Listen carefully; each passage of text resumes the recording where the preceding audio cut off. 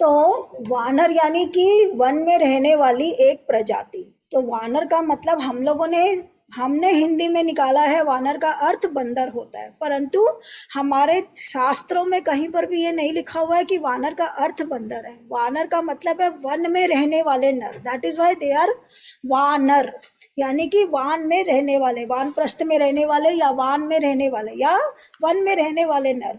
तो जिसको हम लोग आजकल क्या बोलते हैं, ट्राइबल्स बोलते हैं, या बोलते हैं कि अदर्स कम्युनिटी बोलते हैं। जो हम लोगों की कम्युनिटी है जो अलग तरीके से रहती है, उनको हम लोग बोलते हैं ट्राइबल कम्युनिटी या भील या समथिंग, डिफरेंट डिफरेंट नेम्स हमने उनको दिए हुए। तो वन में जो रहने वाले नर हैं दे आर वानर। तो उस समय जो वन में रहने वाले नर थे वो कुछ अलग स्पेशल क्वालिटीज के साथ में थे, कि उनके अंदर में अलग अलग टाइप के पावर्स थे, उनके पूंछ भी थी या जो कुछ भी था वो था, but they were all the same, अलग तरह के नर ही थे। तो that is why they were called वानर, दे वर नॉट बंदर। वहां कहीं पर भी आपके शास्त्रों में ये वर्णन नहीं है कि वो लोग बंदर थे। हमने बंदरों को प्रतीक मान लिया है, किसका, वानरों का प्रतीक हमने बंदर मान लिया। हम कहते हैं कि बंदर हनुमान जी का प्रतीक है बंदर, ये किसने, हमने सोचा है। ऑफ कोर्स वो उनका एक प्रजाति होंगे, धीरे धीरे धीरे करके, आई डोंट नो वो अबाउट, परंतु हमारे शास्त्रों में कहीं पर भी ये वर्णन नहीं है कि वानर का मतलब बंदर है। वो कह रहे हैं वानर मतलब वो जो वन में रहने वाले नर हैं, जिनके अंदर में नर वाली सारी क्वालिटीज है, इसीलिए वो नर की तरह युद्ध भी करते हैं, इसीलिए वो नर की तरह राज्य में भी रहते हैं, उनका अपना राज्य है, इसीलिए वो इंसानों की तरह उनके बड़े बड़े घर हैं, महल है, सब कुछ है ना। वानर यानी कि वानर सुग्रीव का महल है, बाली का महल है, उनके अपने पत्नी है, बच्चे, ये सारी चीजें है कि नहीं है। तो ये सब चीजें वानरों में पॉसिबल है, बंदरों के लिए ये सब नहीं पॉसिबल है, बंदर नहीं रहते इस तरीका से। तो ये लोग वानर हैं, यानी वन में रहने वाले नर हैं, स्पेशल टाइप के नर है, परंतु ये लोग वन नर ही हैं, अलग तरह के इंसान हैं, तो इसलिए इनको वानर कहा जाता है। तो दे आर नॉट बंदर। तो ये एक मुझे क्लैरिफाई करना था कि हम जब वानर कहते हैं इट डज नॉट मीन बंदर, इट मीन्स वन में रहने वाले नर।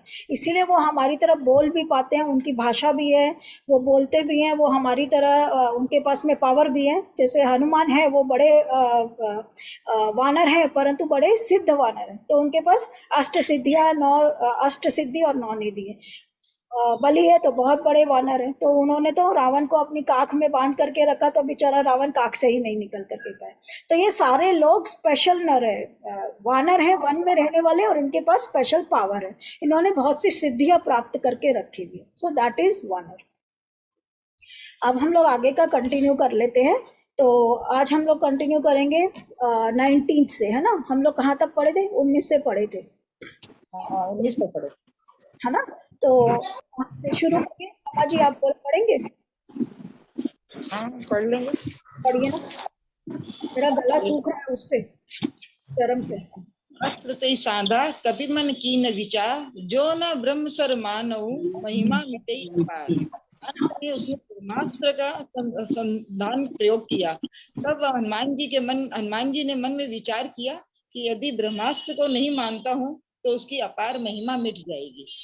ब्रह्मबान कपि कहूँ ते मारा, पढ़ते हूँ कर बार कटुकु संघारा। तई देखा कपि मूर्छित भयऊ, नाग पास बांधसी ले गए। उसने हनुमान जी को ब्रह्म बाण मारा, जिसके लगते ये वृक्ष से नीचे गिर पड़े, परंतु गिरते समय भी उन्होंने बहुत सी सेना मार डाली। जब उसने देखा कि हनुमान जी मूर्छित हो गए हैं, तब वह उनको नागपाश से बांधकर ले गया। व्यासु नाम जपि सुनहु भवानी, भव बंधन काटे नर ज्ञानी। तासु दूत की बंद तरु आवा, प्रभु कारज लगी कपहि बंधावा। शिव जी कहते हैं, हे भवानी सुनो, जिनका नाम जप कर ज्ञानी विवेकी मनुष्य संसार जन्म मरण के बंधन को काट डालते हैं, उनका दूत कहीं बंधन में आ सकता है। किंतु प्रभु के कार्य के लिए हनुमान जी ने स्वयं को बंधन बंधा लिया। कपि बंधन सुनि निश्चर धाये, कौतुक लागी सभा सभाए। 10 मुख सभा दीखी कपि जाई, कहीं न जाई कछु अति प्रभुताई। बंदर का बांधा जाना सुनकर राक्षस दौड़े और कौतुक के लिए, तमाशा देखने के लिए सब सभा में आए।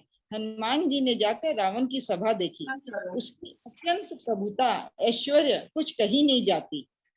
कर जोरे सुर दिसिप विनीता, भ्रिकुटी विलोकत सकल सभीता। देखी प्रताप में कपि मन शंका, जिमी अहिगन गौ महु गरुड़ असंका। देवता और दिक्पाल हाथ जोड़े बड़ी नम्रता के साथ भयभीत हुए सब रावण की बहुत ताक रहे हैं, उसका रुख देख रहे हैं। उसका ऐसा प्रताप देखकर भी हनुमान जी के मन में जरा भी डर नहीं हुआ। वे ऐसे निशंक खड़े रहे जैसे सर्पों के समूह में गरुड़ निशंक निर्भय रहते हैं। हाँ, बस एक बार। तो यहाँ पर क्या हमने पढ़ा था कि हनुमान जी जो होते हैं ब्रह्मास्त्र को देखते हैं और देख करके वो तुरंत सोच लेते हैं कि अब ब्रह्मास्त्र अगर ये छोड़ देगा तो सृष्टि का विनाश हो जाएगा, because brahmastra is as powerful as nuclear. तो वो सोचते हैं कि इसको ब्रह्मास्त्र नहीं चलाने दूंगा, उसके पहले ही मैं पहले ही उसके आगे हार मान जाऊंगा। एंड वो जानबूझकर चाहते हैं कि उनको कोई बंदी बना ले। क्यों? क्योंकि वो जानना चाहते थे कि रावण की जो सभा है उसके अंदर में कैसा, उसका अंदर का माहौल कैसा है। लंका उन्होंने बाहर से देख ली थी, उनको लंका अंदर से देखनी थी। तो वो जानबूझकर चाहते थे कि कोई उनको बंदी बना ले। तो यहाँ पर ब्रह्म जैसे ही वो ब्रह्म बाण छोड़ते हैं, उसको देखते हैं, देख करके वो हनुमान जी बेहोश होने का वो करते हैं कि वो बेहोश हो गए। और उनको नाग पास यानी कि क्या बोलते हैं, सर्पों का जो पास है उससे बांध करके, नाग पास के जैसे सर्पों के पास से उनको बांध करके वो लोग लेकर के जाते हैं। तो जब उनको इस तरीका से लेकर के जाते हैं तो तुलसीदास जी सोच रहे हैं कि जो भाव के बंधन को काट सकते हैं भला उनको कौन बंधन में बांध सकता है। तो ये उनके मन का एक सुंदर सा एक विश्लेषण है कि जो खुद दूसरों के बंधन को काटते आज वो खुद बंधन में बंध गए हैं श्री रामचंद्र जी के कार्य के लिए।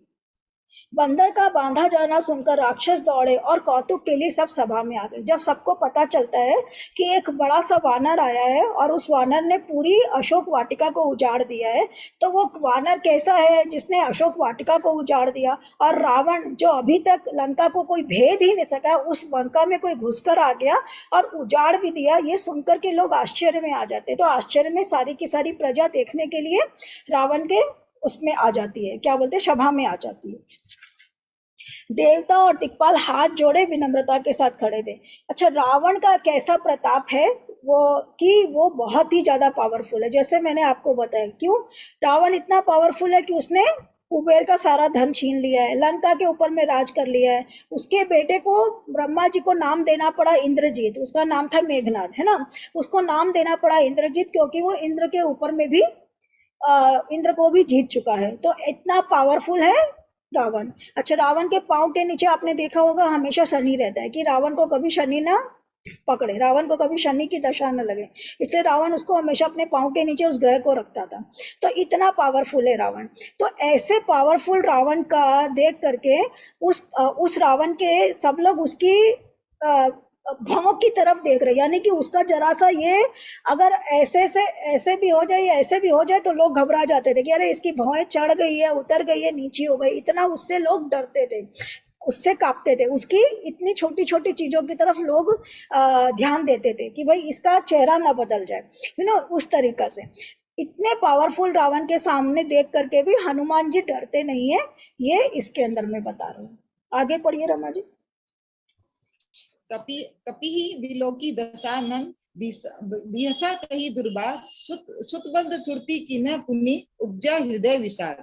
हनुमान जी को देखकर रावण दुर्वचन कहता हुआ खूब हंसा, फिर पुत्र वध का स्मरण किया तो उसके हृदय में विषाद उत्पन्न हो गया।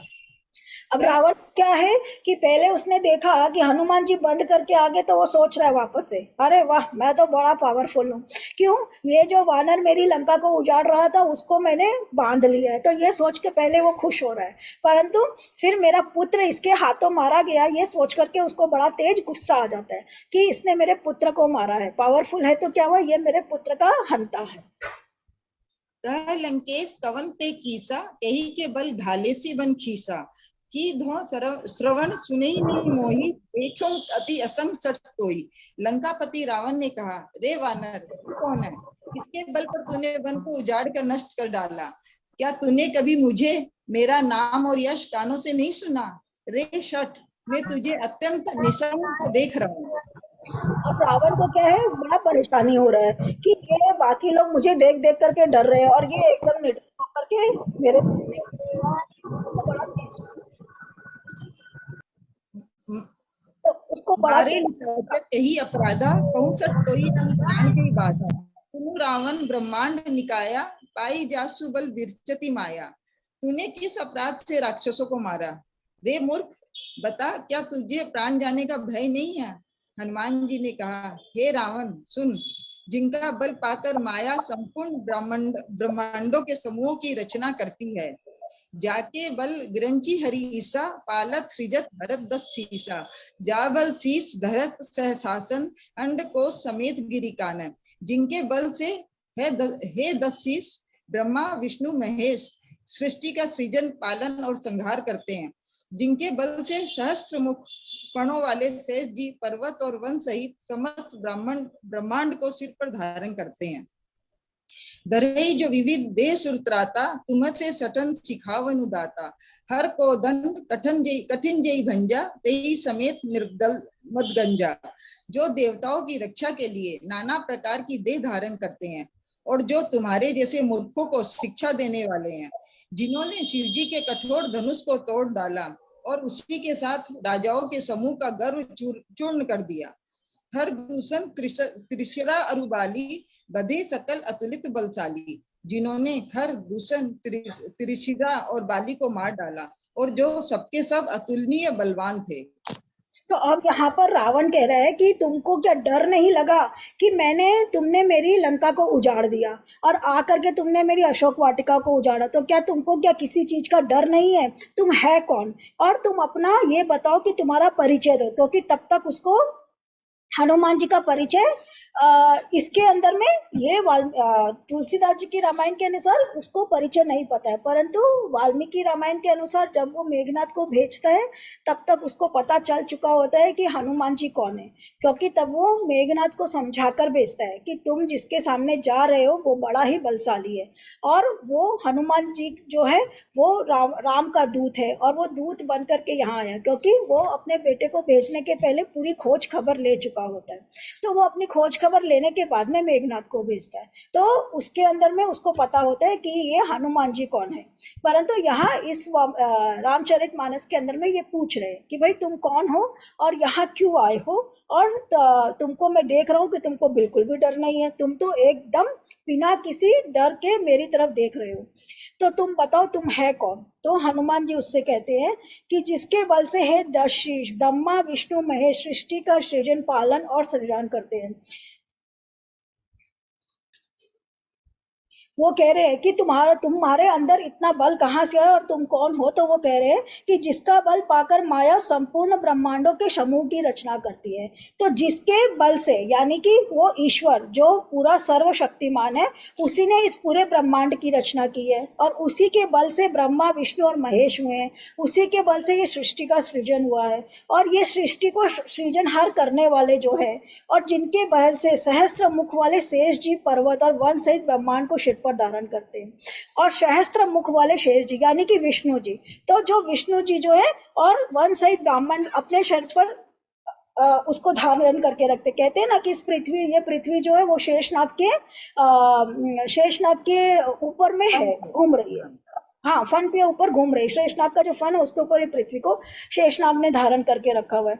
तो वो कह रहे हैं कि वो जो शक्ति ये सारी चीजों को चला रही है, जो देवताओं की रक्षा के लिए नाना प्रकार की देह धारण करते हैं, वो जो शक्ति है वो क्या है? वो निर्विकार है, उसका कोई स्वरूप नहीं है, परंतु वो अलग अलग स्वरूप में अलग अलग वो रूप में वो शरीर धारण करती है। वो जो शक्ति है उस शक्ति का कोई स्वरूप नहीं है, कभी वो विष्णु जी बनकर जन्म लेते हैं, कभी वो राम जी बनकर जन्म लेते हैं, कभी वो कृष्ण जी बनकर के जन्म लेते हैं, तो अलग अलग समय पर वो साकार रूप धारण करते हैं। तो जो देवताओं की रक्षा के लिए नाना प्रकार की देह धारण करते हैं और जो तुम्हारे जैसे मूर्खों को शिक्षा देखने वाले हैं, जिन्होंने शिव जी के कठोर धनुष को तोड़ डाला। शिव जी के कठोर धनुष को किसने तोड़ा है? राम जी ने। हाँ, राम जी ने तोड़ा है। तो रामचंद्र जी ने सीता स्वयंवर के समय शिव जी के कटुन धनुष को तोड़ा है और उसी के साथ राजाओं के समूह का गर्व चूर्ण कर दिया, जिन्होंने खर, दूषण, त्रिशला और बाली को भी मारा है और जो सबके सब अतुल्य बलवान थे। खर, दूषण को जो मारते हैं वो लोग आते हैं 14,000 सैनिकों के साथ में। उस वक्त रामचंद्र जी क्या करते हैं, सीता जी को और लक्ष्मण जी को कहते हैं कि तुम लोग जाओ और जाकर के एक गुफा के अंदर में छुप जाओ, बिकॉज सीता जी को यहाँ अकेले नहीं रखना है। तो खर और दूषण को श्री रामचंद्र जी 14,000 सैनिकों के साथ में अकेले ही सलटते हैं, कोई दूसरा उनके साथ में नहीं रहता है, नॉट इवन लक्ष्मण जी रहते हैं उनके साथ में। तो इतने लोगों को जो अकेले ही मार सकता है वो इतने अतुलनीय बलवान है। जाके बल लवलेश ते जितेहु चराचर झारी, तासु दूत में जा करी हरि आनेहु प्रिय नारी। जिनके लेश मात्र बल से तुमने समस्त चराचर जगत को जीत लिया और जिनकी प्रिय पत्नी को तुम हर लाए हो, मैं उन्हीं का दूत हूँ। वो कह रहे हैं कि जिनके लेश मात्र बल से, उनका जो लेश मात्र बल है, तुम्हारा जो बल है उनके बल का इतना सा अंश है ना, उनका जो बल है वो बहुत विराट है और तुम्हारे अंदर उनका लेश मात्र यानी कि बाल के बराबर, उनके एक बाल के बराबर, लेश मात्र मतलब एक बाल के बराबर, तो उनका जितना बल है उसका एक बाल के बराबर तुम्हारा बल है और उस बल से तुम उनकी नारी को हर करके लेकर के आ गए हो। तो तुम अपने आप को क्या ग्रेट समझ रहे हो? मतलब वो कह रहे हैं कि श्री रामचंद्र जी का बल कितना है, ये पूरे बालों के बराबर, और उनके उस बाल का जो एक लेश, एक बाल का जो टुकड़ा है उतना बल सिर्फ तुम्हारे अंदर में, तो मैं तुमसे क्यों डरूं। आगे कोई और पढ़ेगा? हाँ जी, मैं पढ़ती हूँ। हाँ पढ़िए। जानो मैं तुम्हारी प्रभुताई, सहस बाहुसन परी लड़ाई। समर बालिसन करी जसु पावा, सुनि कभी वचन बेहसी बहरावा। मैं तुम्हारी प्रभुता को खूब जानता हूँ। सहस बाहु से तुम्हारी लड़ाई हुई थी और बाली से युद्ध करके तुमने यश प्राप्त किया था। हनुमान जी के मार्मिक वचन सुनकर रावण ने हंसकर बात टाल दी। अब यहाँ पर क्या हो रहा है, एक सेकंड मीना जी, यहाँ पर हनुमान जी अब उसको ये याद दिला रहे हैं कि तुम कब किस किस से हारे हो, क्योंकि दूत का क्या काम है, दूत का काम जब हम लोग किसी से पॉजिटिव हमको करना है तो हम क्या करते हैं, पहले उसकी पढ़ाई करते हैं, तब उसको कुछ उसके बारे में कुछ बात हो तो उसको बताते हैं। परंतु जब किसी के पास हम दूत बन करके जाते हैं तो पहले उसको उसकी कमजोरियां याद दिलाते हैं कि तुम्हारी ये कमजोरी, इसलिए हमसे भिड़ना मत। तो यहाँ हनुमान जी क्या कह रहे हैं, उसको उसकी कमजोरियां याद दिला रहे हैं कि सहस्त्र बाहु के साथ तुम्हारी जो लड़ाई हुई थी उस लड़ाई में भी तुम हार गए, और बाली के साथ जो तुम्हारा युद्ध हुआ था वो तो सबको ज्ञात है कि बाली 6 महीने तक तुमको अपनी कांख में दबा करके रखा था और फिर तुमने बाली से अनुनय विनय करी कि बाली मुझे छोड़ दो, तब जाकर के बाली ने तुमको छोड़ा और बाली से तुम्हारी मित्रता हुई। तो तुम्हारा कितना बड़ा बल है मुझे बहुत पता है, तुम बहुत बड़े महाबली हो, ये सब मुझे पता है, तुम्हारी सारी कहानियां मुझे पता है। तो पहले उसकी कमजोरियां हनुमान जी उसको याद दिला करके उसको टोंट मार रहे हैं। तो जब वो हनुमान जी उसको इतने कठोर वचन बोलते हैं तो रावण जो होता है वो तिल मिला जाता है और तिल्ला मिला करके उनकी बातों को टाल देता है। खायो पर प्रभु लागी भूखा, कभी सुभावते तोरे रूखा। सबके दे परम प्रिय स्वामी, मारे मोहि कुमारक गामी। हे राक्षसों के स्वामी, मुझे बहुत भूख लगी थी, इसलिए मैंने फल खाए और वानर स्वभाव के कारण वृक्ष तोड़े। हे निशाचरों, मालिक देह सबको परम प्रिय है, कुमारक पर चलने वाले दुष्ट राक्षस जब मुझे मारने लगे तो जिन कि पहले उसको उसका ये याद दिलाए कि उसके अंदर में क्या वीकनेस है, एंड अब वो उसके सामने इनोसेंट प्ले कर रहे हैं, कह रहे मैंने थोड़ी कुछ किया, मुझे तो भूख लगी थी, भूख लेकर के कारण मैंने वो सारे के सारे वृक्ष तोड़े, अब इसमें मेरा क्या दोष, अगर भूख लगी थी तो मैंने वृक्ष तोड़ करके फल खा लिए, उसमें तुम्हारे सेवकों ने मुझ पर वार किया और उसके कारण मुझे प्रत्युत्तर में उनको मुझे अपनी रक्षा के लिए उनके ऊपर में मानना पड़ा, वार करना पड़ा। जिन मोहि मारा ते मैं मारे, तेई पर बांधे उतने तुम्हारे। मोहे न कछु बांधे कई लाजा, कीन चयो निज प्रभु कर काजा। तब जिन्होंने मुझे मारा उनको मैंने भी मारा, उस पर तुम्हारे पुत्र ने मुझको बांध लिया, किंतु मुझे अपने बांधे जाने का कोई लज्जा नहीं, मैं तो अपने प्रभु का कार्य किया चाहता हूँ। तो जो मुझे मारे सिर्फ मैंने उन्हीं को मारा, जिन्होंने मुझे नहीं मारा उनको मैंने नहीं मारा, जो मुझे मारे मैंने उन्हीं को हाथ लगाया, मैंने तो कुछ किया ही नहीं। उसके बावजूद तुम्हारे पुत्र ने मुझे नागपाश से बांध दिया है, तो मेरी थोड़ी कोई गलती है, गलती तो सारी तुम्हारी और तुम्हारे पुत्र की है। विनती करूं जोरी कर रावण, सुनो मान तजी मोर सिखावन, देखूं तुमने पुलहि बिचारी, ब्रह्म तजी भजऊं भगत बिहारी। हे रावण, मैं हाथ जोड़कर तुमसे विनती करता हूँ, तुम अभिमान छोड़कर मेरी सीख सुनो। तुम अपने पवित्र कुल का विचार करके देखो और ब्रह्म को छोड़कर भक्त बिहारी भगवान को भजो। अब वो उससे कह रहे तुम अपने पवित्र कुल का विचार करो। रावण का कुल पवित्र कैसे है?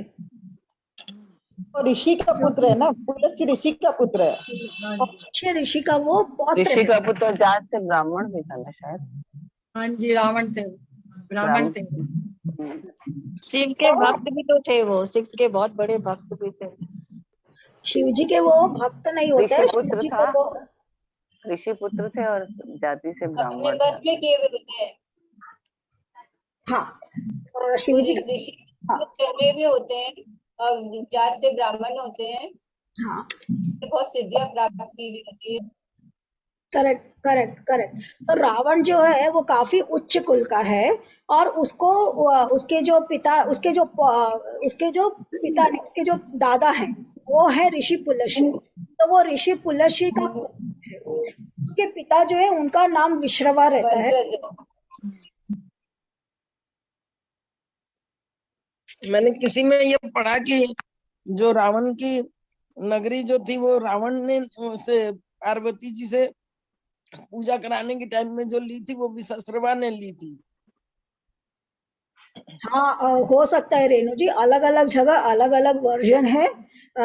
सब अपने अपने हिसाब से चीजों को लिखते हैं। विशस्त्रवा से ही पूजा कराई गई थी। हो सकता है, हो सकता है रेणु जी, हो सकता है। तो क्या होता है कि रावण का जो कुल है वो बड़ा पवित्र कुल है। उसके जो दादा हैं वो हैं ऋषि पुलस्त्य, और उसके जो पिता हैं उनका नाम है ऋषि विश्रवा। तो वो दोनों ही ऋषि कुल से बिलोंग करते हैं और दोनों ही ब्राह्मण है। परंतु रावण की जो माता रहती है वो असुर कुल से बिलोंग करती है। उसके नाना जो है वो माल्यवान है, जो उसकी सभा में अभी भी रहते हैं। तो रावण की जो माता रहती है वो राक्षस कुल की रहती है। तो तो रावण की जो माता है वो राक्षस कुल की है, और इसलिए वो उसको कहते हैं कि तुम अपने कुल का विचार करो, कि तुम तो एक ब्राह्मण कुल से बिलोंग करते हो, तुम तो एक अच्छे खानदान के हो, तो तुम ये जो चीजें कर रहे हो कि किसी दूसरे की पराये की स्त्री को हर करके लेकर के आ रहे हो, ये तुमको नहीं जचता। इसलिए वो उसको उसके कुल की भी याद दिलाते हैं। जाके डरती काल डेराई, जो सुर असुर चराचर खाई, तासो बैरों कबहू नहीं कीजे, मोरे कहे जानकी दीजे। जो देवता राक्षस और समस्त चराचर को खा जाता है वह काल भी उनके डर से अत्यंत डरता है। उनसे कदापि वैर ना करो और मेरे कहने से जानकी जी को दे दो। तो जिनके डर से काल भी डरता है, यानी मृत्यु भी क्या क्या कहते हैं हम लोग? भय भय मानती है, डर लगता है जिसको। नहीं, हम लोगों में वो कहावत है ना कि जिसके जाको राखे साहिया मार सके ना कोई। मार सके ना कोई, है ना। तो जिसके सर के ऊपर में ईश्वर का हाथ है उसके ऊपर कोई आँच नहीं आ सकता, है ना। मीराबाई को विष का प्याला भी ला करके दिए तो वो भी उनके लिए अमृत बन गया। तो जिसके ऊपर ईश्वर का हाथ हो उससे तो काल भी डरता है, यानी कि मृत्यु भी डरती है। वो जहर जो है वो भी, जहर का जो प्याला है वो भी अमृत का अमृत हो जाता है। हो जाता है। करेक्ट, अमृत हो जाता है ना। तो वो जो राजा विक्रम रहते हैं वो मीरा जी को मारने के लिए बोलते तुम्हारे भगवान के लिए मैं फूलों की माला भेज रहा हूँ, और उसकी जगह एकदम विषैला नाग भेज देते हैं। ये जैसे ही वो खोलेगी वैसे ये नाग इसको डस लेगा और ये मर जाएगी। परंतु क्या होता है, वो नाग की माला बन जाती है, वो माला बन जाती है। हाँ, वो खूबसूरत माला में बदल जाती है। तो यही बात को वो बता रहे हैं कि जो देवता राक्षस और समस्त चराचर को खा जाता है वह काल भी जिनके डर से डरता है। मतलब ये दुनिया में मृत्यु जो है वो तो क्या है, शाश्वत है। तो सबकी मौत आनी है, तो हर कोई डरता है। हर इंसान भगवान से जब वर मांगते तो क्या वर मांगते हैं कि अमरत्व का वर मांगे। रावण भी भगवान से जब ब्रह्मा जी से मिलता है तो क्या वर मांगता है कि मैं किसी के मारे ना मरूं, और लास्ट में ब्रह्मा जी बोलते हैं कि नहीं, मैं एक तुमको, ऐसा तो नहीं हो सकता है कि तुम किसी के मारे ना मरो। तो वो कहता है कि अच्छा ठीक है, कोई इंसान के मारे मर जाऊं मैं। तो वो सोचता है इंसान में कहाँ इतनी ताकत कि मुझे मार सके, है ना। तो हर इंसान मृत्यु से डरता है। तो वो मृत्यु जिससे डरती है वो कौन है? ईश्वर। तो उस ईश्वर से कौन वैर लेता है? कोई बेवकूफ होगा ना, वो उनसे वैर लेगा। तो इसलिए तुम उनसे वैर मत लो और मेरा कहा मान करके तुम जानकी जी को लौटा दो। तो पहले वो उसको क्या कर रहे हैं? साम दाम दंड भेद में से क्या यूज कर रहे हैं? साम साम हाँ, साम यूज कर। कर रहे हैं कि समझा रहे हैं उसको पहले कि भैया तुम समझ जाओ, है ना। प्रणतपाल रघुनायक करुणा सिंधु खराय, गए शरण प्रभु राखी तब अपराध बिसारे। खर के शत्रु श्री रघुनाथ जी शरणागतों के रक्षक और दया के समुद्र हैं। शरण जाने पर प्रभु तुम्हारा अपराध भुलाकर तुम्हें अपनी शरण में रख लेंगे। तो क्या कह रहे हैं? कह रहे हैं कि तुम अपनी तुम्हारे से जो भूल हुआ तुमको मैं एक चांस दे रहा हूँ, तुम अपना गलती को मान लो और श्री जानकी जी को उनको वापस दे दो और उनकी शरण में चले जाओ, उनसे माफी मांग लो। जैसे उसने बाली से माफी मांगी तो बलि ने क्या किया? उसके साथ में संधि कर दी और बोला तुम अपना राज्य में अपना रहो, मैं अपने राज्य में रहूंगा, तुमको मेरे से मतलब नहीं, मेरे को तुमसे मतलब नहीं। तो वैसे ही तुम भी उनकी शरण में चले जाओ, माफी मांग लो, उनको उनकी पत्नी को वापस कर दो, उनसे संधि कर लो। तो ये वो उनको एक पहला ऑप्शन, फर्स्ट ऑप्शन देता है कि तुम संधि कर लो, उनके साथ में उनकी शरण में चले जाओ। आगे बढ़ो। हाँ, शरण जाने पर प्रभु तुम्हारा अपराध भुलाकर तुम्हें अपनी शरण, तुमने उनका जो भी गलती की है उसको भुला करके वो तुमको माफ कर देंगे। पढ़ो आगे। हाँ, राम चरण पंकज उर धरहूं, लंका अचल राज तुम करहूं। ऋषि पुलस जस विमल मयंका, तेईस मऊजनी होऊ कलंका। तुम श्री सॉरी तुम श्री राम जी के चरण कमलों को हृदय में धारण करो और लंका का अचल राज्य करो। ऋषि पुलस्त्य का यश निर्मल चंद्रमा के समान है, उस चंद्रमा में तुम कलंक ना बनो।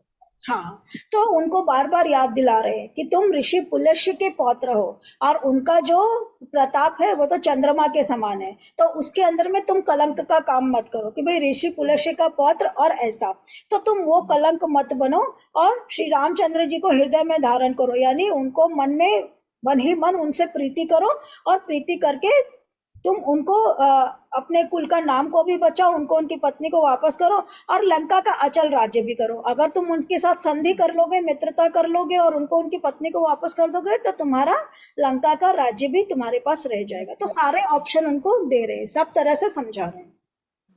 राम नाम बिनु गिरा न सोहा, देखी विचारी त्यागी मद मोहा। बसनहीन नहीं सोहो सुरारी, सब भूषण भूषित पर नारी। राम नाम के बिना वाणी शोभा नहीं पाती, मद मोह को छोड़ विचार कर देखो हे देवताओं के शत्रु। सब गहनों से सजी हुई सुंदर स्त्री भी कपड़ों के बिना शोभा नहीं पाती। हाँ, तो क्या कह रहे हैं? वो कह रहे हैं कि राम नाम, जो राम नाम का रटंती है, जो नाम जाप जिसको हम बोलते हैं, तो राम नाम का जाप किए बिना हम लोग अपनी वाणी से चाहे कितनी भी बातें करें, अगर वो वाणी से हम लोग भगवान का नाम नहीं लेते हैं तो हमारा बोलना बेकार है, व्यर्थ है। तो उसी तरीका से, किस तरीका से व्यर्थ है? अगर कोई सुंदर स्त्री है और अगर उसने गहने कपड़े, स्त्री कब सुंदर लगती है? जब वो बहुत सुंदर से गहने कपड़े पहन करके जब तैयार होती है तो हम लोग को कैसे लगती है? हम लोग बोलते हैं एकदम राजमाता सी लग रही हो, बोलते हैं कि नहीं बोलते? नॉर्मल में ऐसे रहते हैं तो ठीक है, अच्छे लग रहे हैं, परंतु जब मैं अच्छे से तैयार होकर के किसी दिन बैठी रहूंगी तो आप लोग क्या बोलेंगे? आज तो आप जच रहे हैं ना। बोलते हैं कि नहीं बोलते? हम एक दूसरे को बोलते हैं। तो स्त्री भी तभी सुंदर लगती है जब वो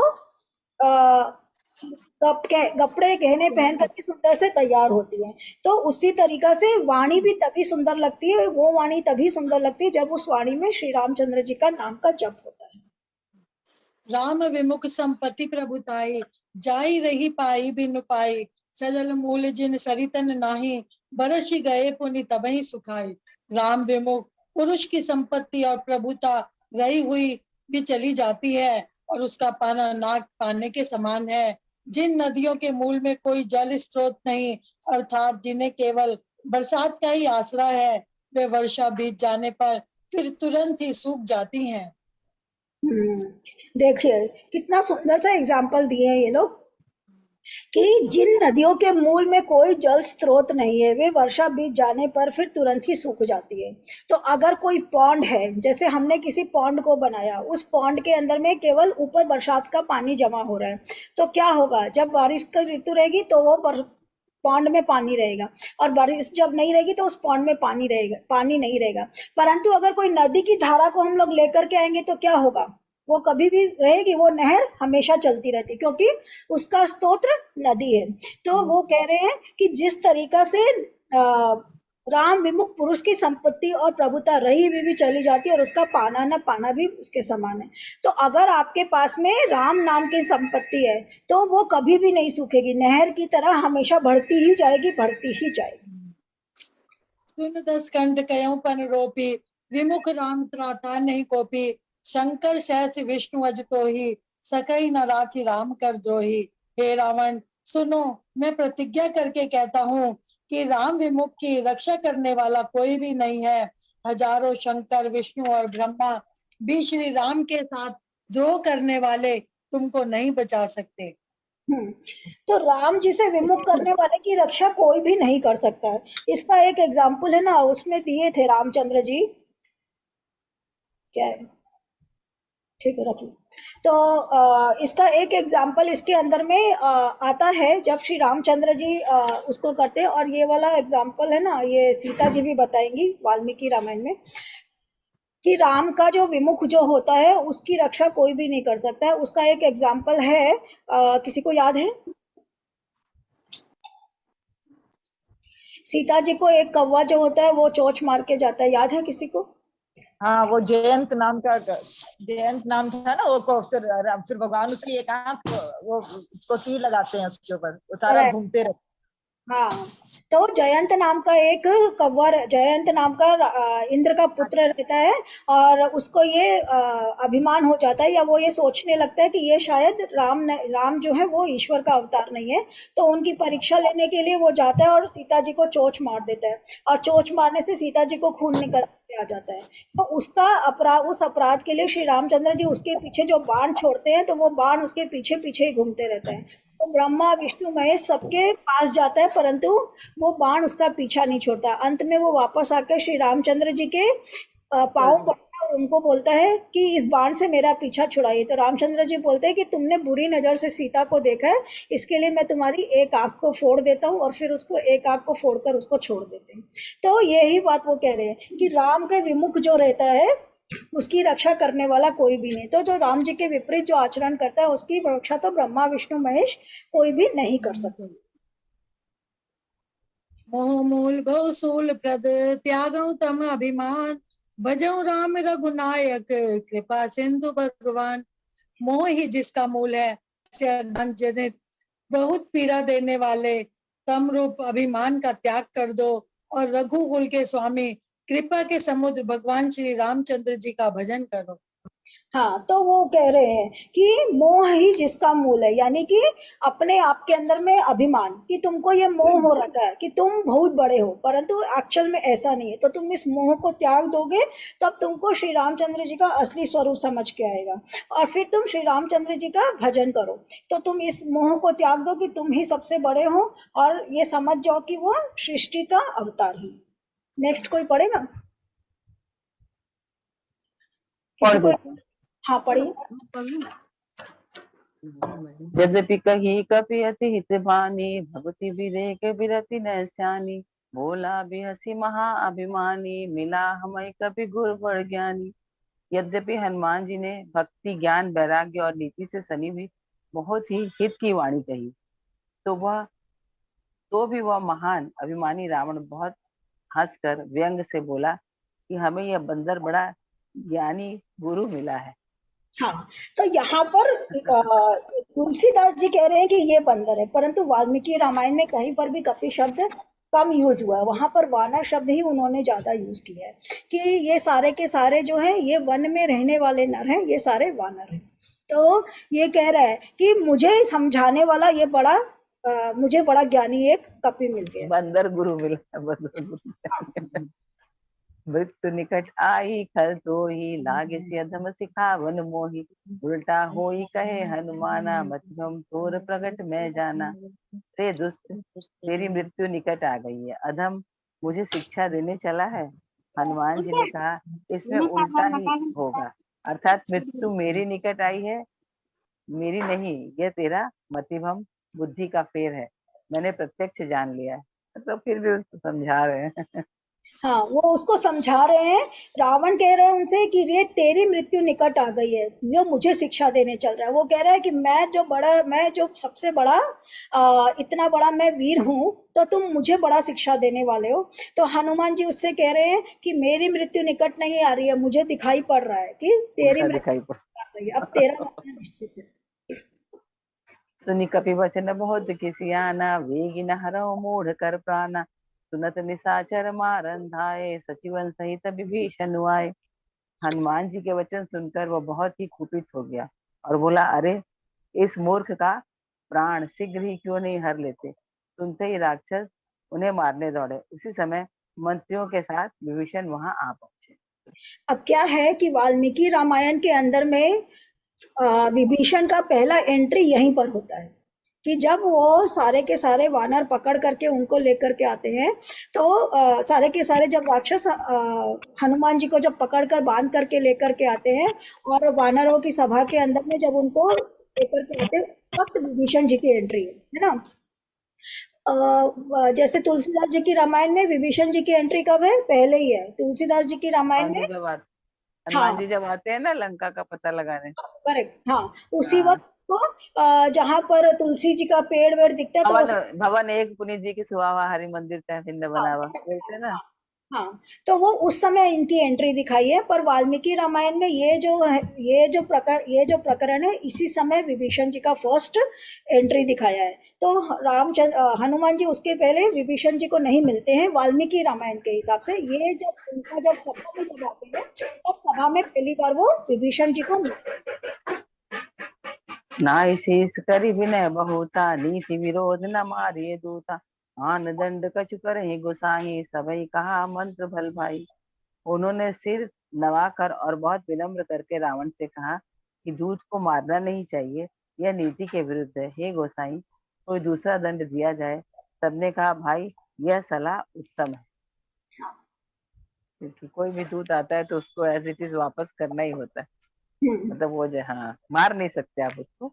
सुनो तभी हंसी बोला, दस कंदर अंग भंग करी पठियों में बंदर। यह सुनते ही रावण हंसकर बोला, अच्छा तो बंदर को अंग भंग करके भेज भेज मतलब लौटा दिया जाए। कपि के ममता पूछ पर, सबहि कहूँ समझाए। तेल बोरी पट बाधि पुनि, पावक देहु लगाए। मैं सबको समझा कर कहता हूँ कि बंदर की ममता पूछ पर होती है, अतः तेल में कपड़ा डुबोकर इसे इसकी पूंछ से बांधकर फिर आग लगा दो।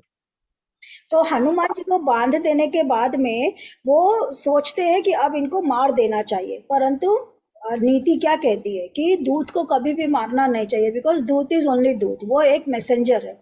उसका रोल जो है वो न्यूट्रल है, वो इधर की बात उधर कर रहा है। तो जैसे आपके फोन में अगर कोई मैसेज आया, वो मैसेज अगर आपको पसंद में आए नहीं आए, आप क्या करोगे? कुछ नहीं कर सकते ना। अगर आप फोन को तोड़ने जाओगे तो आप ही का नुकसान होगा। तो कुछ उसी तरीका से है कि जो मैसेंजर है उसको आप नुकसान मत पहुंचाओ।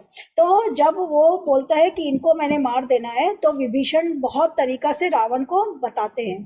तो एक पूरा का पूरा चैप्टर में वर्णन है कि विभीषण कैसे कैसे उनको नीति से समझाते हैं कि ये नहीं करना चाहिए, वो नहीं करना चाहिए। तो बहुत सी बातें बोलते हैं। तब उसके बाद में रावण मान जाता है कि ठीक है, अगर ये दूत है तो मैं इस दूत को नहीं मारता हूँ, अगर नीति ऐसा कहती है।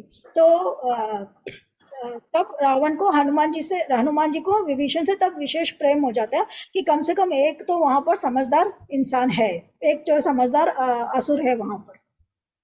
तो जब वो विभीषण बहुत तरीका से समझाते हैं, तब जाकर के वो मान जाता है। फिर वो कहते हैं कि अगर इसको छोड़ेंगे तो नहीं, क्योंकि इसने हमारा नुकसान किया है ना। तो रावण भी कहीं से गलत नहीं कि भाई इसने मेरा नुकसान किया तो इसको भी नुकसान करके तो भेजूंगा।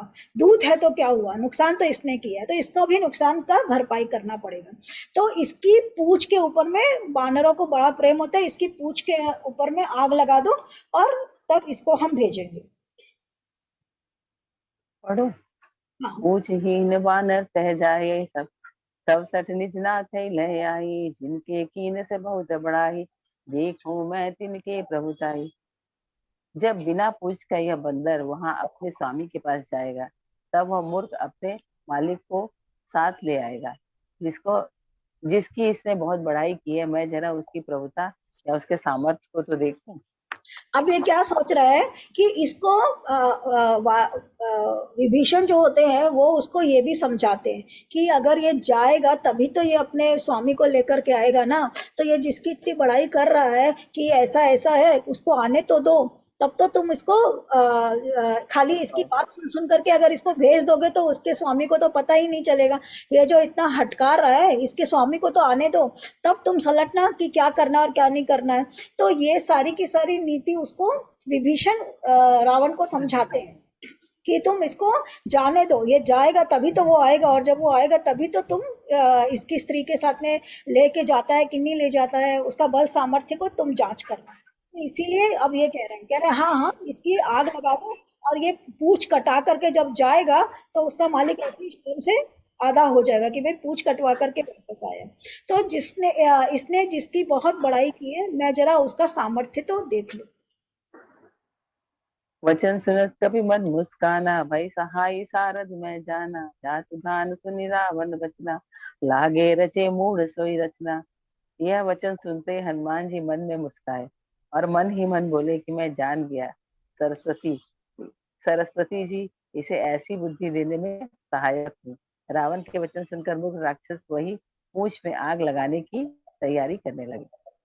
हनुमान जी सोच रहे हैं कि ये तो बहुत ही अच्छा हुआ कि ये लोग अब मेरी पूंछ को बांधने वाले, क्यों, क्योंकि वो तो मन मुताबिक अपना आकार को घटा बढ़ा सकते हैं। तो सोच रहे हैं कि ये तो सरस्वती जी भी साथ में है, तो मैं जो करना चाहता हूँ उसमें सरस्वती जी भी मेरा साथ दे रही है। अब ये लोग मेरी पूंछ को बांधेंगे तो अब मैं इन लोग को अपना कर्तव्य दिखलाऊंगा। तो ये सोच करके वो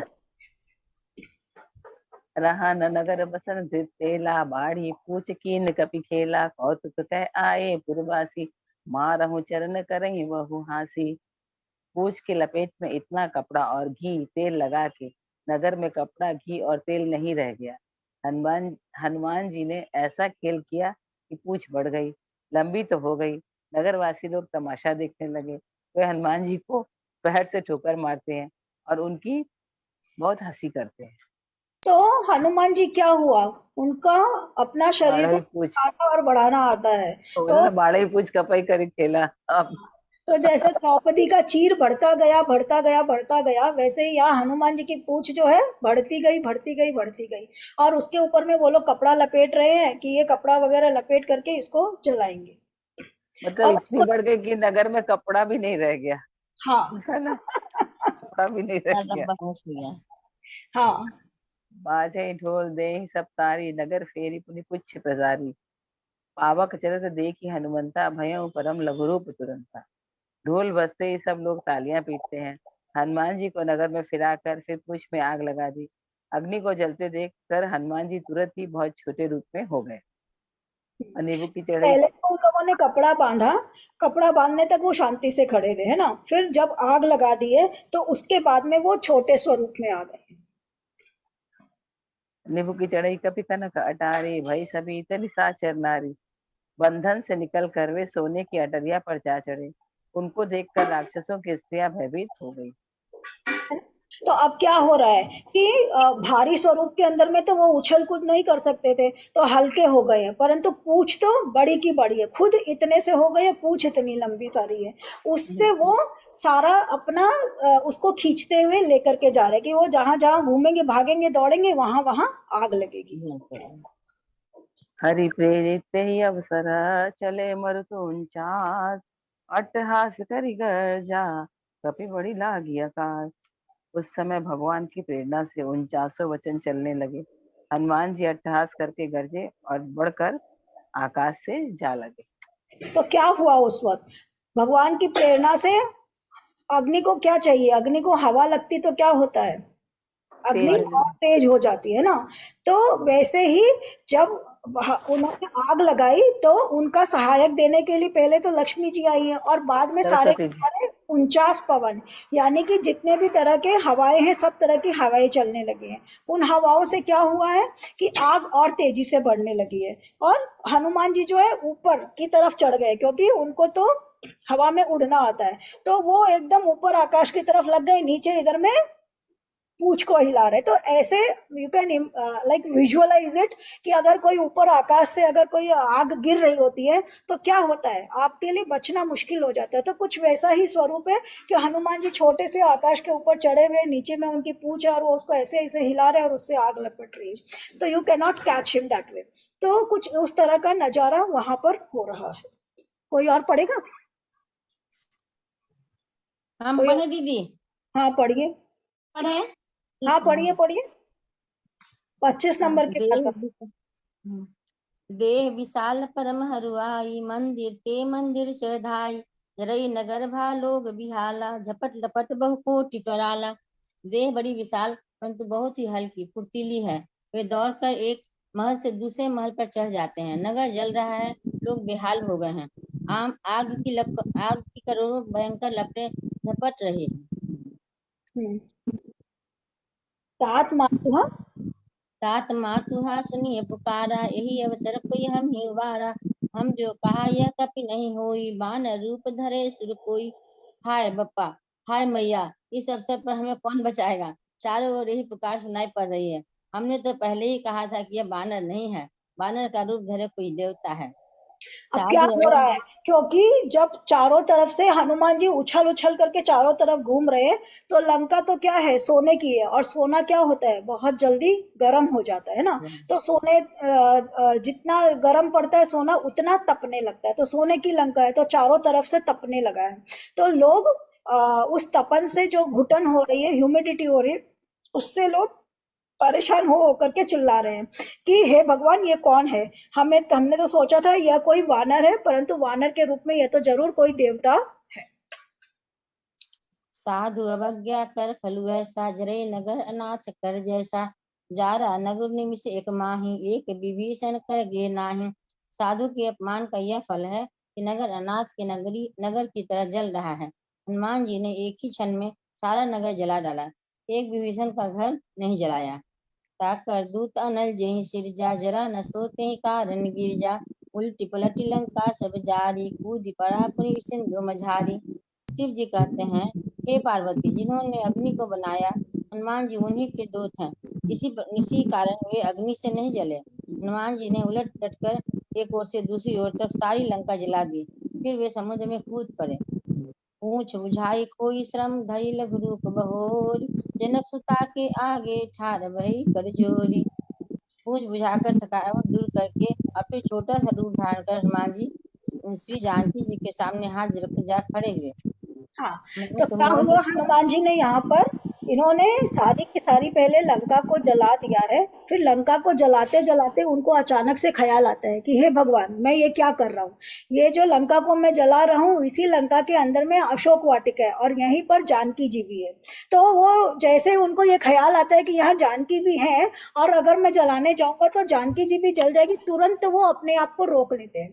तो ये वर्णन वाल्मीकि रामायण में है कि हनुमान जी जब जलाने लगते हैं तब तक उनको ख्याल नहीं आता है, तब तो वो खूब मजे से जलाते रहते हैं। एंड जैसे ही उनको ये थॉट आता है कि जानकी भी यहीं पर है और जानकी भी जल करके मर जाएंगी और वो भी अगर खत्म हो गई तो जो काम करने आए हैं वो काम तो फिर वापस क्या हो जाएगा, खत्म खत्म है ना। वो काम तो वापस डैश डैश डैश, उस काम का कोई मोल ही नहीं रह जाएगा। तो जैसे ही याद आता है वैसे ही तुरंत जाते हैं समंदर में, कूदते हैं और कूद करके अपने पूंछ की आग को बुझा देते हैं ताकि वो लंका जो है वो भी बच जाए और जानकी जी भी बच जाए। तो वो जो लंका को जितना उनको जलाना था और जितना उनको अपना प्रताप दिखाना था कि मैं इतना केपेबल हूँ, मैं अकेला हनुमान जो श्री रामचंद्र जी का दूत हूँ, वो मैं इतना केपेबल हूँ, तो उनको ये दिखाना था रावण को कि हमारा पावर क्या है। तो वो पावर उसको दिखा करके और फिर वो अपनी पूंछ को बुझा देते हैं और बुझा करके फिर वापस छोटा सा रूप वापस धर लेते हैं ताकि कोई उनको फिर से पकड़ ना सके। अभी तो सब जगह जल रहे हैं लोग परेशानी में, तो वो सोचते हैं तब तक मैं जल्दी जल्दी जा करके उनको सीता जी से विदा मांग करके आ जाता हूँ। तो जा करके वापस छोटा सा रूप धर के और सीता जी के पास जा करके खड़े हो जाते हैं। कोई और पढ़ेगा आगे? और पढ़ेंगे, अभी पढ़े इसको, हम पढ़ और पढ़ेंगे। एक और हम एक और पढ़ते हैं अभी। हाँ ठीक ठीक मात ठीक मोहि दीजे कछु चीन्हा, जैसे रघुनायक मोहि दीन्हा। चूड़ामणि उतारी तब दयु, हरख समेत पवन सुत लयु। हनुमान जी ने कहा, हे माता, मुझे कोई चिन्ह पहचान दीजिए जैसे श्री रघुनाथ जी ने मुझे दिया था। तब सीता जी ने चूड़ामणि उतार कर दी। हनुमान जी ने उसको हर्ष पूर्वक ले लिया। कहु तात अस मोर पर नामा, सब प्रकार प्रभु पूरन कामा। दीन दयाल बिरद सम्हारी, हरो नाथ मम संकट भारी। जानकी जी ने कहा, हे तात, मेरा प्रणाम निवेदन करना और इस प्रकार कहना, हे प्रभु, यद्यपि आप सब प्रकार से पूर्ण काम है, आपको किसी प्रकार की कामना नहीं है, तथापि दीनों दुखियों पर दया करना आपका विरध है और मैं दीन हूँ। अतः इस विरध को याद करके हे नाथ, मेरे भारी संकट को दूर कीजिए। है ना। तो जानकी जी से वो कहते हैं कि जैसे भगवान ने मुझे आप अंगूठी दी थी वैसे ही आप भी मुझको कोई चिन्ह दो और आप भी मुझे कुछ बताओ जिससे मैं श्री रामचंद्र जी को जाकर के बताऊंगा। तो ये जो जयंत वाली जो घटना है ना, जो हम लोगों ने अरण्य कांड में पढ़ी थी या किष्किंधा कांड में पढ़ी है, ये घटना श्री रामचंद्र जी हनुमान जी को अभी बताती है सीता जी कि ये जो घटना है ये मेरे और श्री रामचंद्र जी के बीच में हुई है। तो इसको सिर्फ मैं और श्री रामचंद्र जी जानते हैं कि जयंत नाम का कौवा आया था और उसके साथ में क्या हुआ, इसको सिर्फ मैं और वो ही जानते हैं। तो ये बात सिर्फ हम दोनों के बीच में है। तो जब तुम श्री रामचंद्र जी को ये बात बताओगे तो वो ठीक समझ जाएंगे कि तुम मुझसे ही मिले हो और जिससे तुम मिले हो वो सीता ही है। तो एक वो उनको ये वाली घटना बताती है, जयंत वाली घटना बताती है, और दूसरा वो अपना चूड़ामणि उतार करके देती है। तो जब जैसे मैंने पहले भी बताया था और जो लोग शायद नए आए, मैं पता उनको पता हो या नहीं हो, सीता जी पूरा टाइम रानी के जैसे यार वो राजकुमारी के जैसे रहती थी। वो पूरे टाइम गहनों से और अच्छे से कपड़ों में और अच्छे गहनों के साथ में वनवास में रहती है। जो आपने रामायण सीरियल में देखा है कि ऑरेंज कलर के वस्त्र और बिना गहने कपड़ों के, नहीं, वो वैसे नहीं रहती थी। वो पूरे राजसी ठाट बाट से रहती थी। इसीलिए उनके पास इतने गहने थे कि उन्होंने गहने की एक पोटली बांध करके पर्वत पर डाल दी और अभी भी उनके पास गहने बचे हुए हैं देने को, है ना। तो चूड़ामणि अभी भी उतार कर दे सकती है। तो इतने सारे गहने हैं ऑलरेडी उनके पास में। केवट को दे दिया उन्होंने, किसी किसी को साधुओं को दिया, संतों को दिया, और फिर उसके बाद में पोटली भर के वहां पर भी डाल दिया। तो पूरा टाइम वो गहनों से लदे फदे रहते थे। अलमारी में रखा हुआ गहना को आपको कोई किडनैप करके ले जा रहा है तो आप उसको बांध करके कैसे डालोगे? नहीं डाल सकते ना। अनलेस एंड अनटिल आप पहने हुए नहीं हो तब तक आप नहीं डाल सकते। तो सीता जी पूरे गहनों के साथ सजी धजी रहती है। इनफैक्ट श्री रामचंद्र जी जब सीता जी का जब हरण होता है तो जब उनको खोजते जाते हैं तो जगह जगह उनको उनके गहने गिरे पड़े मिलते हैं। वो उन गहनों के सहारे सहारे ही उनको ढूंढ पाते हैं कि अच्छा यहाँ पर इनका ये बिछुआ गिरा हुआ है, यहाँ पर इनका ये पायल गिरा हुआ है। तो ये सब चीजों को देखते देखते ही वो उनको ढूंढ पाते हैं। तो वो उनको अपना एक चूड़ामणि भी उतार करके देती है कि ये चूड़ामणि तुम लेकर के जाओ और श्री रामचंद्र जी को देना। तो वो इसको देख करके समझ जाएंगे कि ये मैं सीता हूँ। और ये कथा भी उनको बताना जयंत वाली कि जयंत को किस तरीका से उन्होंने परेशान किया था। तो ये दोनों बातें वो श्री हनुमान जी को बताती हैं कि तुम ये दोनों बातें जाकर के उनसे कहना। और कहती है कि दीन दयाल बिरद संभारी, हरहु नाथ मम संकट भारी। दीनों पर दया करना आपका विरध है, यानी कि आपका कार्य है। आप दीनों का दुख धरने वाले हो। तो हम लोगों का भी संकट को आप जरूर, मेरे संकट को भी आप जरूर हरण करना। तात शक्र सुत कथा सुनायहु, बान प्रताप प्रभु प्रभु समुझायहु। मास दिवस महु नाथ न आवा, तब मुनि मोहि जियत नहीं पावा। हे तात, इंद्रपुत्र जयंत की कथा घटना सुनाना और प्रभु को उनके वान का प्रताप समझाना, स्मरण कराना। यदि महीने भर में नाथ न आए तो फिर मुझे जीवित न पाएंगे, है ना। देखिए अब यहाँ पर भी वो कह रही है कि इंद्रपुत्र जयंत की कथा सुनाना। तो इंद्रपुत्र जयंत की जो कथा है वो हनुमान जी को वो पूरी बताती है कि ये कथा है और इस कथा को तुम उनको सुनाना, क्योंकि ये सिर्फ हम दोनों के बीच हुई हुई कथा है, तीसरा कोई पर्सन इसको जानता नहीं है। तो ये तुम उनको सुनाना और मेरा ये चूड़ामणि देना। और उनसे कहना कि यदि महीने भर में नाथ ना आए तो मुझे जीत ही ना पाएंगे, है ना। तो रावण 2 महीने का टाइम देता है, सीता जी और ज्यादा स्मार्ट है, वो हनुमान जी को बोलती है कि रामचंद्र जी को मैं सिर्फ 1 ही महीने का टाइम दे रही हूँ, महीने भर में उनको यहाँ आ जाना होगा। कहु कपि के विधि राखो प्राणा, तुम तात कहत अब जाना। तो ही देखी शीतल भई छाती, पुनि मोह कहु सोई दीनु सो राती। यह हे हनुमान कहो मैं किस प्रकार प्राण रखूं। हे तात तुम भी अब जाने को कह रहे हो, तुमको देखकर छाती ठंडी हुई थी, फिर मुझे वही दिन और वही रात। जनक सुतहि समझाई करी, बहुविध धीर जो दिन। चरण कमल सिर नाई कपि, गबन राम कहि किन। सियावर रामचंद्र की जय, पवन पुत्र हनुमान की जय। हनुमान जी ने जानकी जी को समझाकर बहुत प्रकार से धीरज दिया और उनके चरण कमलों में सिर नवाकर श्री राम जी के पास गमन किया। तो सीता जी कहती है कि 1 महीने में अगर वो वापस नहीं आएंगे तो मुझे जीत ही नहीं पाएंगे, क्योंकि मैं किसके लिए अपना इसको रखूं, अपनी देह को रखूं। उसके पास में वहां पर सीता जी को रहते 1 साल हो जाता है, उनको पता लगाते लगाते पूरा साल भर निकल जाता है। तब तक सीता जी धीरज धर के रखती है, क्योंकि उनको पता नहीं है कि रामचंद्र जी को मेरा पता है भी कि नहीं है, वो मुझे ढूंढ रहे होंगे, कुछ भी कर रहे होंगे, तो तब तक वो अपने आप को कंट्रोल करके रखती है। परंतु जब पता चल जाता है कि उनको पता लग गया, तब वो 1 महीने का टाइम देती है। कि अभी तक उनको नहीं मालूम था तो वो कैसे भी अपने आप को बचा के रख रही थी, पर अब जब उनको मालूम पड़ गया है तो he must come with in 1 month, 1 ही महीने का टाइम का अल्टीमेटम देती कि भाई महीने भर में आ जाओ, नहीं तो फिर मैं अपने प्राण त्याग दूंगी। और फिर हनुमान जी श्री राम सीता जी का ये संदेशा लेकर के गमन करते हैं। तो आज के लिए इतना ही, हम लोग 27वें नंबर दोहे तक पहुंच गए हैं।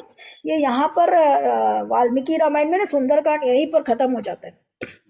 जब हनुमान जी क्रॉस कर जाएंगे लंका को क्रॉस करके और अंगद और उन लोग के पास पहुंच जाएंगे ना, वहीं पर खत्म हो जाता है। वो जो विभीषण का आना और ये सारा कुछ वहां उसमें है, लंका कांड में है, नॉट इन सुंदरकांड। तो दोनों रामायण में कुछ कुछ फर्क है। तो आज के लिए इतना ही। और 22 तारीख को हम लोगों का इसका प्रोग्राम रहेगा, अक्षय तृतीया का। हाँ, तो अक्षय तृतीया का हम लोगों का चैंटिंग रहेंगी, कृष्णाष्टकम की और देवी स्तोत्रम की, और साथ में भजन। तो भजन हम लोग ज्यादा करके कृष्णा जी के लेंगे, क्योंकि अक्षय तृतीया का दिन है तो विष्णु भगवान का और लक्ष्मी जी का दिन है।